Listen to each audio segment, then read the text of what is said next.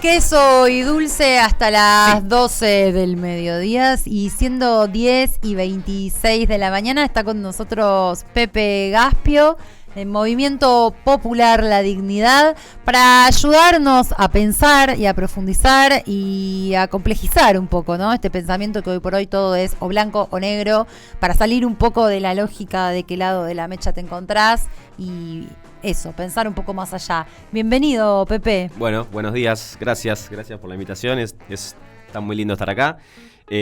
Antes que nada, como les decía antes de arrancar, vamos a reivindicar a Andrelo, que si bien... Nada, mentira, no es santo de mi devoción, pero así como tuvo sus deslices, tiene cosas lindas. Hay un temita de él que se llama El 22, en donde hace un recorrido y reivindica un poco lo que fueron los compañeros que la dictadura asesinó en Trelew. Con lo cual, si alguien no lo escuchó, se lo recomiendo. Un episodio bastante importante de nuestra historia, y de última, acercarse por la música puede estar bueno. Un poco, recién lo escuchaba Manu que decía, no sabemos si profundizar, si enojarnos. Hay que enojarse. Hay que enojarse. Está bien que estemos enojados viendo cómo se está moviendo al menos ¿cuáles serían la política hoy? ¿Cuáles serían las razones? Sí, no hay motivos para ser felices. ¿Cuáles serían las razones de un trabajador o una trabajadora, o sea, alguien que vive su sueldo, su laburo, para estar contento en este momento, ¿no? Así que bueno. Y un poco la idea era justamente, y decían también lo de la rosca, que me pareció muy... No consuman cocaína, chicos, que hace mal. Pero es cierto que la rosca es esa cosa. Pero por lo general, si la política se encierra en la rosca, significa que no está discutiendo los problemas que tiene la gente, el pueblo en general. No, claramente, si se encierra en la rosca, se aleja de la está realidad. ¿Qué es lo que está pasando? No sé cómo lo ves vos. Pero... Y tal cual, sí. Bueno, está esta metáfora que se está usando mucho en los medios. Están en Disney, están en Narnia. Elegí el país de fantasía que más te guste. Están en Macondo, si queremos ponernos más intelectuales, digamos, pero están en un lugar donde la gente no está. Y eso de alguna manera, si bien no hay condiciones parecidas, pero expresa un poco cierta crisis de representación, digamos, ¿no? Y si pensamos en un escenario de crisis de representación, lo más parecido que tenemos a eso, con idas y venidas, tenemos que irnos bastante para atrás, pero suele ser interesante ir para atrás y para adelante en la política, en la historia económica y demás, para entender un poco a dónde estábamos y a dónde estamos y posiblemente a dónde queremos estar, digamos, ¿no? Porque también ese es uno de las crisis de este momento, que es que no hay mucha perspectiva de futuro. La política no es capaz, dejemos de lado, digamos, los posicionamientos del lado de la grieta o en términos ideológicos, digamos, la política en general está siendo incapaz de señalarnos un futuro por el cual valga la pena seguir esforzándose, seguir laburando, ponerle el pecho, cada uno de su lugar. Y bueno, hacer un paralelismo con eso. Entonces, de alguna manera, el 2001 para una generación, por lo menos para la mía, digamos, yo tengo 37 años, soy militante, digamos, pensaba hacer un disclaimer, pero es al pedo, así que sigamos y nos vamos a ir conociendo a medida que avancemos. Fue un lugar que nos marcó a muchos pibes de mi edad, y un poco más grandes también, y un poco más chicos también, y que tuvo que ver con la ruptura de un larguísimo orden que había iniciado, digamos, en la dictadura militar, que se profundizó durante el menemismo, y que tuvo su momento de explosión durante el gobierno de la Alianza, que había venido supuestamente a resolver. Es muy loco eso, porque la Alianza se afianza, el gobierno de la Rúa, ¿no? Para quienes nos escuchan, se afianza sobre un lugar medio extraño que tuvo que ver más que con la economía, más que con la perspectiva de futuro, con la moralidad, ¿no? Ellos venían a terminar con la corrupción de los 90, sí. De los 90, aplicaron exactamente el mismo programa económico, que se parece mucho a lo que nos dejó Macri, es decir, una dinámica de sobreendeudamiento, de fuga de capitales y demás. Y eso, el golpe de gracia se lo da, digamos, el famoso megacanje o el blindaje, que tenía la firma de tipos que hoy siguen opinando de la Argentina, de economía, como Sturzenegger, como Prat Guy, son los tipos que le pusieron el gancho a eso, que fue una montaña de dólares que supuestamente venía a frenar esas corridas y demás. Se la llevaron toda. Es muy impresionante pensar esto, porque hace 20 y pico de años no había teléfonos celulares, no había internet, no había home banking. Entonces las imágenes eran los camiones de caudales yéndose a Ezeiza, ¿no? Hoy cuando hablamos de fuga de capitales, bueno, debe ser una cuenta que va, que viene. Sí, es más una operación digital. Una operación digital. Ahora, En ese momento eran camiones de caudales que se iban al aeropuerto. Fue una cosa muy impresionante. Efectivamente, y por eso por un lado. Y por el otro lado, esto para contribuir a la esperanza generalizada, que es que este pueblo, que ha sufrido tanto a lo largo de su historia, el pueblo argentino, como nos guste llamarlo, quienes vivimos en este territorio, ha peleado siempre ha peleado. Y entonces generó en su pelea las condiciones para resistir eso y para impugnarlo, ¿no? Y es interesante hacer el paralelismo con lo que pasó en aquel entonces, que terminó siendo un estallido social, es decir, el gobierno se va el 19 y 20 de diciembre, dejando un tendal de muertos, es decir, una represión muy salvaje. Ese gobierno se va, se produce un nuevo proceso en la Argentina, que después termina con la emergencia de Néstor y la creación del kirchnerismo como proceso histórico, y paradójicamente también del PRO, ¿no? Que es algo que por ahí se desconoce, claro, ¿no? Unos años después, pero el PRO es una usina, arranca como una usina de pensamiento, ¿no? Macri estaba haciendo su carrera política en Boca, pero el PRO en 2005 lanza una cosa que llamó la Fundación Pensar.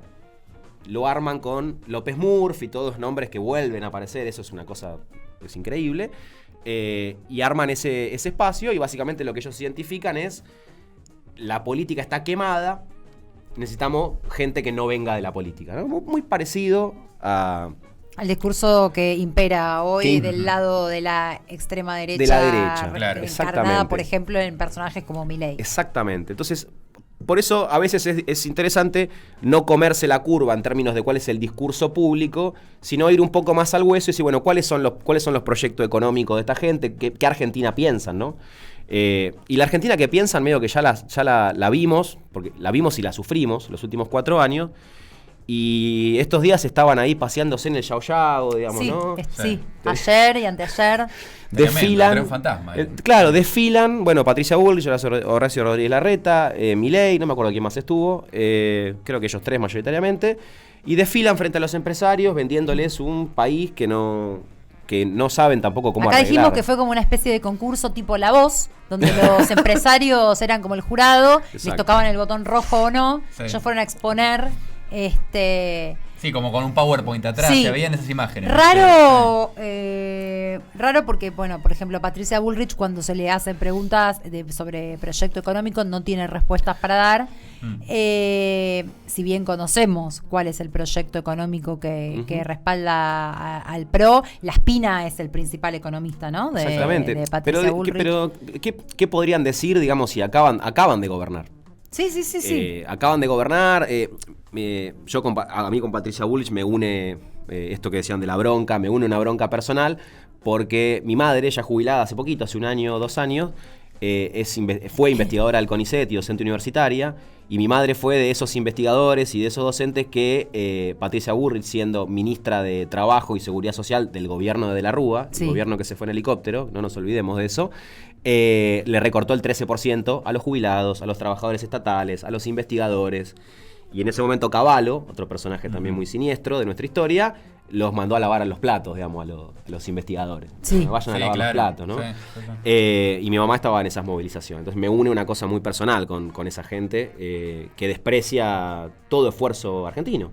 Porque en última instancia ese es el esfuerzo de tu científico que van a poner adelante las capacidades argentinas.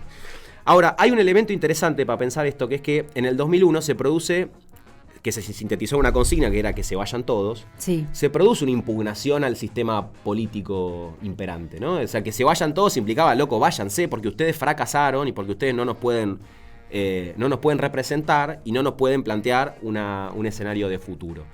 Y eso, en aquel entonces, era patrimonio de las organizaciones de izquierda, de las organizaciones del campo nacional y popular, que muchas de ellas, producto de que el peronismo había estado muy vinculado, yo me acuerdo de eso cuando era pibe, muy vinculado al menemismo, se cambiaban un poco el nombre, después cantábamos la marcha y todo, pero digamos, decir que el escudo del PJ y peronista era complicado. Era complicado. Y eso fue lo que para muchos de nosotros nos alejó. Un poco más grande que vos, pero más o menos cercanos en edad, en los 90 y a fines de los 90, era muy difícil, nadie quería reconocerse peronista. Yo tengo recuerdo de en fiestas, entrada a la noche, de tener discusiones políticas con el fallecido del compañero Iván Hein, que él sostenía y se la bancaba y decía en el año 1998 que era peronista, y todos nosotros, el resto se lo discutíamos como era vergonzoso, era vergonzante decir que eras peronista en el año 1998. Exacto. Porque veníamos de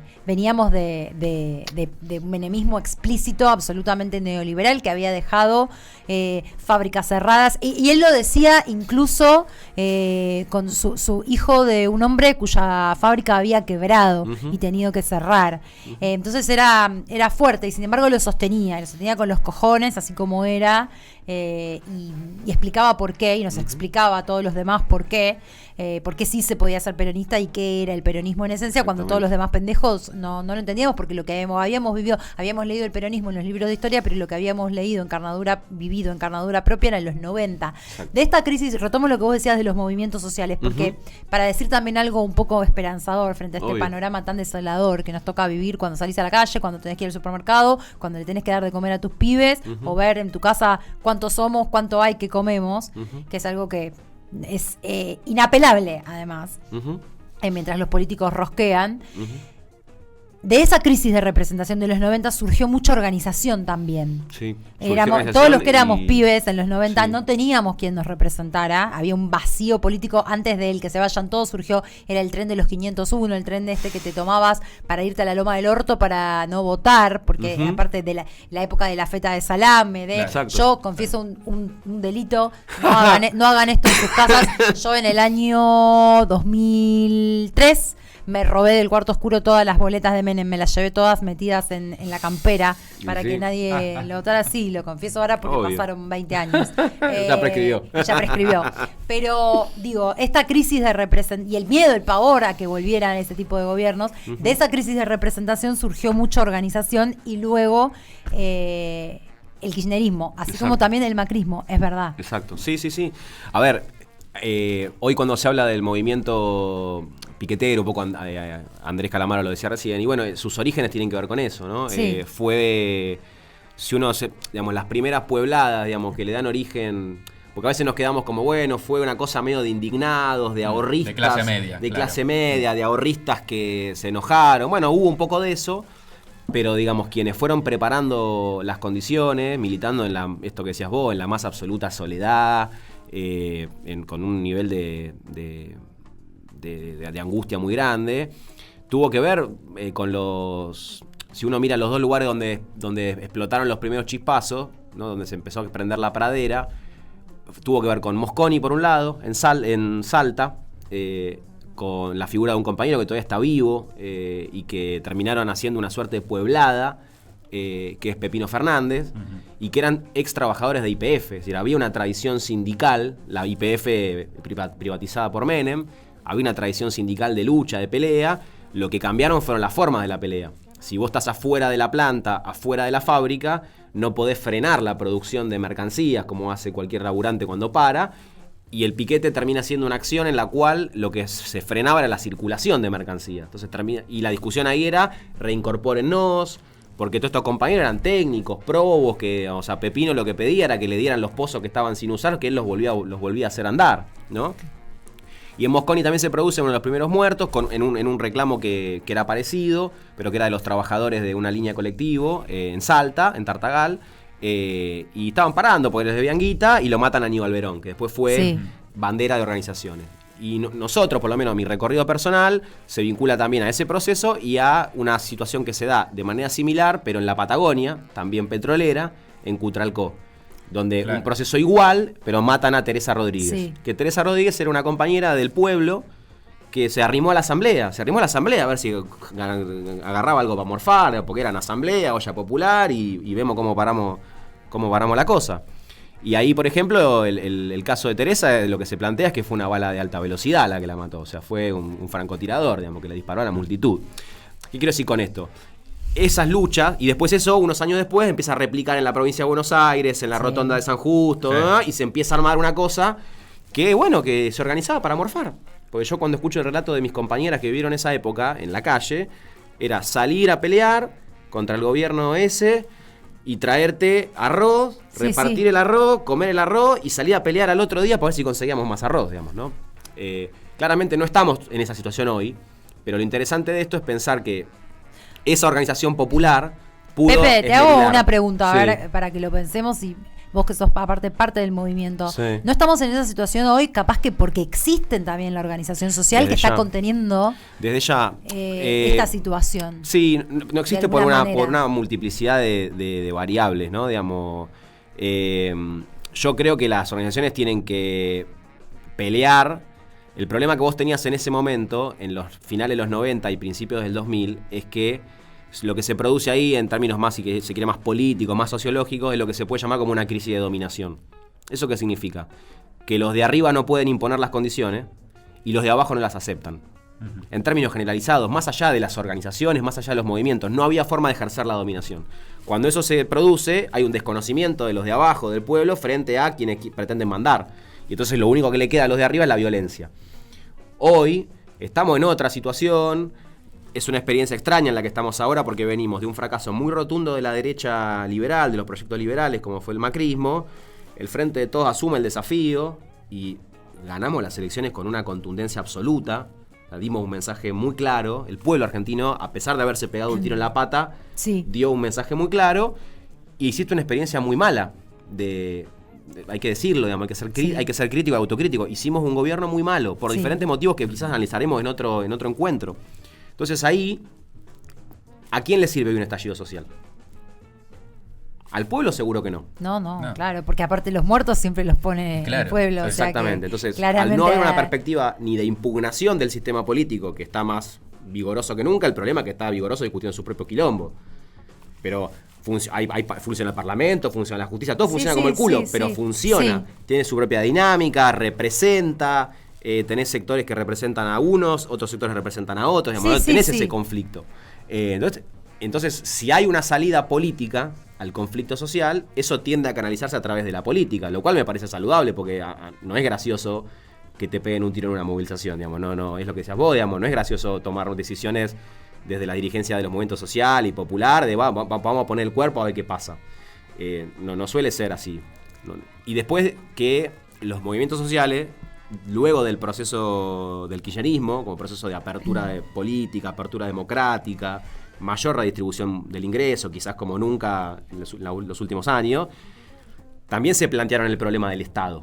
O también nos planteamos el problema del Estado, en términos de cómo lo ocupamos, cómo hacemos que la política pública Sí, además funcione incluso para los se sectores populares. propuso incluir a los movimientos populares en el gobierno. Eso es lo que hace la situación actual todavía más compleja y más, a mi gusto de ver, más jodida, que es que como nunca antes los movimientos sociales han tenido la posibilidad de Sí. incidir en la política pública, en algunos casos de manera muy interesante, digamos, no nos vamos a poner acá a pormenorizar eso, en otros casos no, pero hoy el problema que tiene la Argentina es el gran condicionante externo en el cual nos metió Cambiemos, digamos. Sí. Esa montaña de deuda que ahora la quieren resolver con la dolarización, digamos, es un delirio.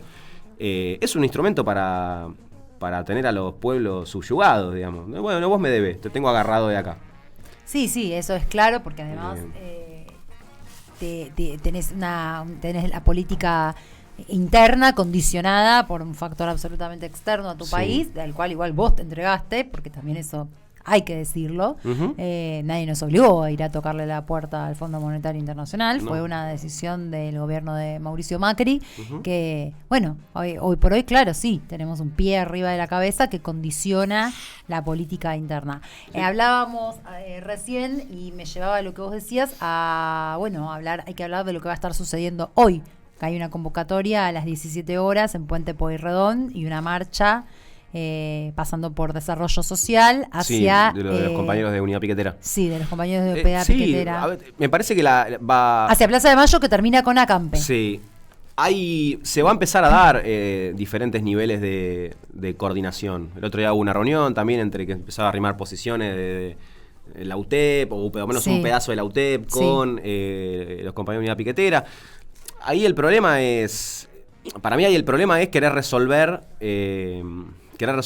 la política. Yo aprendí esto. Hay momentos en los que hay que hacer sindicalismo. Y hay momentos en los que hay que hacer política. ¿Se puede hacer todo junto? Sí. No hay que hacer cagada, digamos. Bueno. Digamos, después la calle es la que va a generar nuevas condiciones.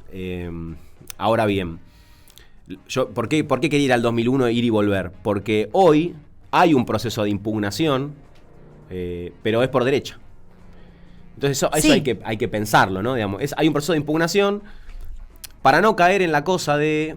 sí, de hecho, aparte viste que se distinto también, ¿no? Uh-huh. Sí. Eso es importante. Pero es por derecha. Cuando se habla de la casta, ¿de qué se está hablando? Sí. De impugnar un sistema político que... Digamos, porque yo pensaba, un costurero, un compañero costurero que quiere girar una remesa a Bolivia, su país natal. Labura, cose y quiere mandar unos dólares a su familia. Sí. ¿Qué es un cipayo? Ahora, el tipo no sabe cómo, no puede, y entonces empatiza con estos locos que dicen, no, pero nosotros sí... Lo que quiero decir es que hay una bronca justificada, hay una base material para la bronca, que es lo que decía vos un rato.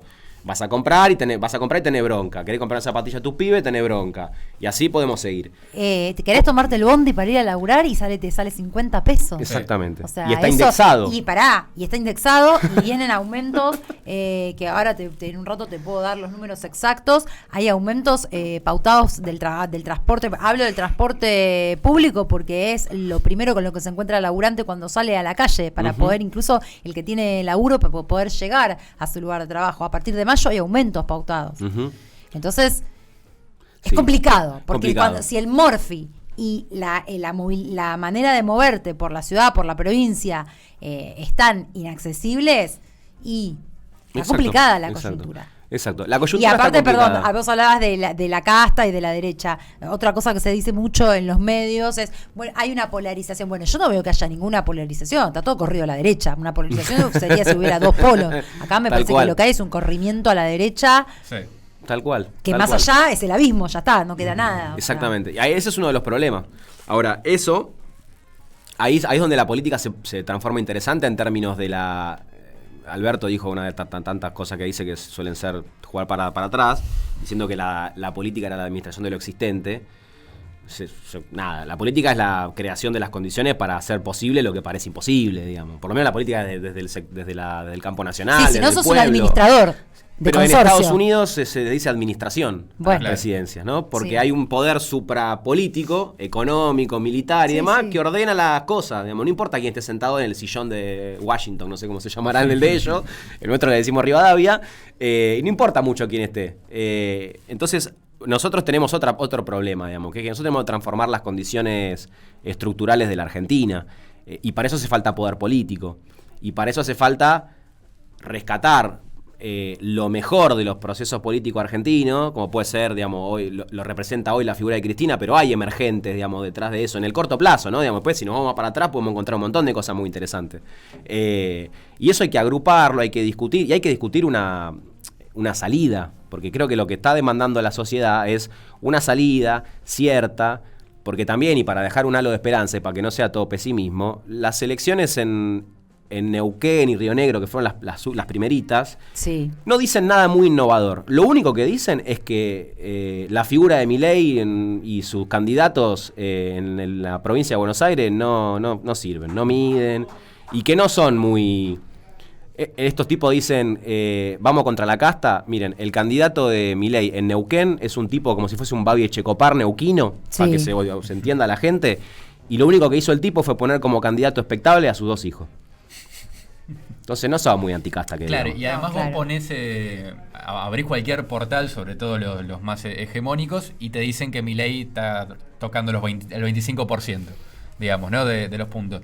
Pero después ves lo que pasó en las elecciones y... Sí. Tendría que haber, viste que puede ser un promedio, no es lo mismo nunca una elección por ahí en la provincia y demás. Ahora, si el candidato, si en este caso Milei, mide 25 puntos a nivel nacional, pero sus candidatos locales sacan 4 y medio, 5 y no me da la cuenta. Claro. Tendría que estar sacando Tenés 10, que ver qué pasa en provincia, pero igual. Para que eso tenga algún empuje, digamos. Así que nada, no está todo perdido. La situación es muy complicada. Por otro lado, se dan cosas, y para ya ir cerrando, se dan cosas que son muy interesantes en nuestro continente y en el mundo.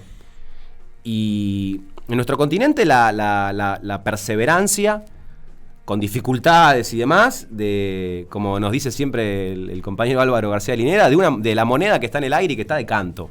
Y que la derecha no puede derrotar a las experiencias y a los deseos progresistas, y los progresismos tampoco pueden afianzarse, avanzar y demás. Entonces no hay una derrota ahí, ni total ni mucho menos, digamos. De hecho, y después el mundo está cambiando, pavorosamente. Estamos siendo contemporáneos de una transformación en el mundo que encuentra a la Argentina en unas posibilidades muy interesantes. El problema es el corto plazo. Y el problema es que la dirigencia política argentina, sobre todo de la cual esperamos algo, la que tiene que ver algo con el pueblo y demás, es no supeditar el destino de Argentina a los designios y los deseos de Estados Unidos, que hoy es una potencia en decadencia. Ahora, sin embargo, vemos que la jefa del Comando Sur ya vino 2 veces a Argentina en 2 años, y estarán discutiendo el litio, y estarán discutiendo cositas. Y vemos que Sergio Massa ya viajó 7 veces a Estados Unidos. Sí. A pedir plata, pero en el último viaje el tipo hace una escala en República Dominicana, que no fue muy conocida, y se junta con una tipa que se llama Wendy Sanderson. Sí, acá lo mencionamos. Y la tipa es la después número 2. La mina después siguió viaje para acá. Claro. La tipa es la número 2 de la política de seguridad internacional de Biden. O sea, cuando ellos hablan de política de seguridad, están hablando de cómo garantizan los recursos naturales y cómo frenan a China. Entonces le ofrecen a Massa apoyo y tecnología para frenar a los barcos pesqueros chinos que están pescando en aguas territoriales argentinas. Obviamente eso lo tenemos que hacer nosotros. Y no porque tengamos un problema ni con China ni con Estados Unidos. Son aguas territoriales argentinas. Entonces, sí, para cuidar nuestros recursos. Pero la clara intención de Estados Unidos, trayéndonos de las narices, es que nosotros seamos parte de una política contra China. Y Argentina tiene que tener su propio modelo de desarrollo. Contra ningún país, en favor del pueblo argentino. Y no nos podemos dejar arrastrar a esa locura. Y la montaña de deuda que tomamos, las propuestas de dolarización, las propuestas de este tipo de relaciones con Estados Unidos nos llevan a ese lugar. Y nos llevan a un lugar que va a ser de muchas calamidades para nuestra gente. Entonces, yo creo que la dirigencia política, hay alguna parte que lo sabe y otra parte que, a sabiendas de eso, decide jugar ese partido. Bueno, hay que empezar a delimitar ahí un poco para ver cómo reconstruimos un proyecto de Argentina que es muy posible. Nuestro país es posible. Bueno, hay un plenario de la militancia ahora, hoy es 19, el 22, que es el sábado. Veremos si se multiplican los espacios de discusión en todos lados, eso es muy interesante, es saludable, y no hay que discutir.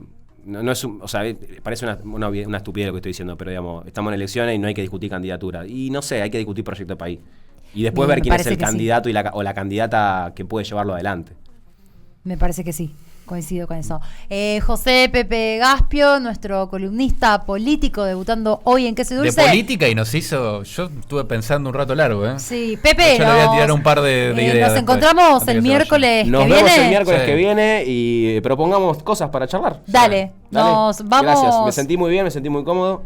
Y quiero decir una cosita, aprovecho pues estamos en una radio, en un medio, y expresar mi solidaridad, y supongo que la de todos nosotros, con los compañeros, los 48 compañeros y compañeras despedidos del Grupo Clarín, que vieron que la derecha dice hay que cambiar las leyes laborales. Bueno, hay una ley laboral que se llama conciliación obligatoria, maestro. Sí. Si se dictamina la conciliación obligatoria, los trabajadores pueden volver a su espacio de trabajo hasta que acordemos. Entonces, los que tienen que respetar la ley existente son ellos.